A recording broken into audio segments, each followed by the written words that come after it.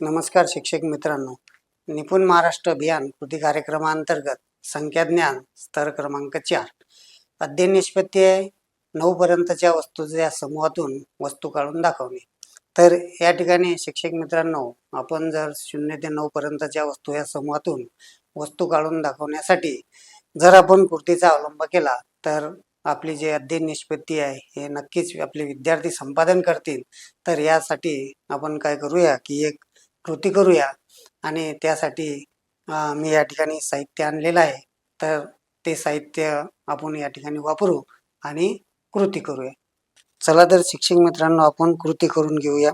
तर कृती करण्यासाठी या ठिकाणी आपल्याला पेन वापरायचे आहेत, त्यानंतर या ठिकाणी अंकाचे जे ठोकळे आहेत हे वापरायचे आहेत आणि या ठिकाणी एक स्ट्रे घेतलेला आहे मी आणि स्ट्रेमध्ये रांगोळी टाकलेली आहे।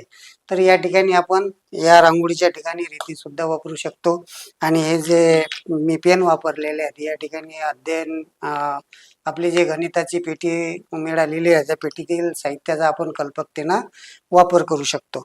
तर कृती करण्यासाठी विद्यार्थ्यांना आपण सांगायचं आहे की विद्यार्थ्यांनो 5 वस्तू काढून दाखवा। तर या ठिकाणी विद्यार्थी 1 2 3 4 आणि 5 अशा आपल्याला वस्तू काढून दाखवायच्या आणि सांगेल की बा सर ह्या मी 5 वस्तू काढून दाखवलेल्या आहेत। आणि 5 वस्तू काढून दाखवल्यानंतर आपण त्याला विचारायचं आहे की आता या अंकामधून तू 5 हा अंक शोधून दाखव।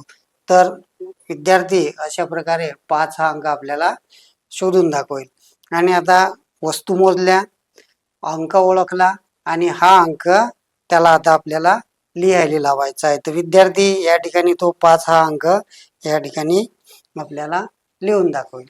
तर अशा प्रकारचे आपल्याला 9 पर्यंतच्या कृती विद्यार्थ्याकडून करून घ्यायचे आहेत। तर या ठिकाणी हे जे मी ठोकळे वापरले तशाच प्रकारचे आपण अशा प्रकारचं जे अंक आहेत हे अंक सुद्धा आपण विद्यार्थ्याला दाखवू शकतो असे लिहून जर घेतले तर। आणि अशा प्रकारची कृती केल्यामुळे काय होईल की विद्यार्थ्यांना आपण वस्तू मोजण्याला साठी सांगितल्यानंतर प्रत्येक वेळी विद्यार्थी वस्तू मोजेल, काढतील, त्यामुळे संख्याज्ञान त्याची जे समज आहे हे दृढ होईल आणि आपली जी अध्ययन निष्पत्ती आहे हे अध्ययन निष्पत्ती निश्चितच तो पूर्ण करेल। तर शिक्षक मित्रांनो, आपण ही कृती समजून घेतली आणि अशाच प्रकारच्या विविध कृती आपण आपल्या अध्यापनामध्ये वापर करूया आणि आपल्या विद्यार्थ्यांचं संख्याज्ञान अधिक समृद्ध करूया। धन्यवाद।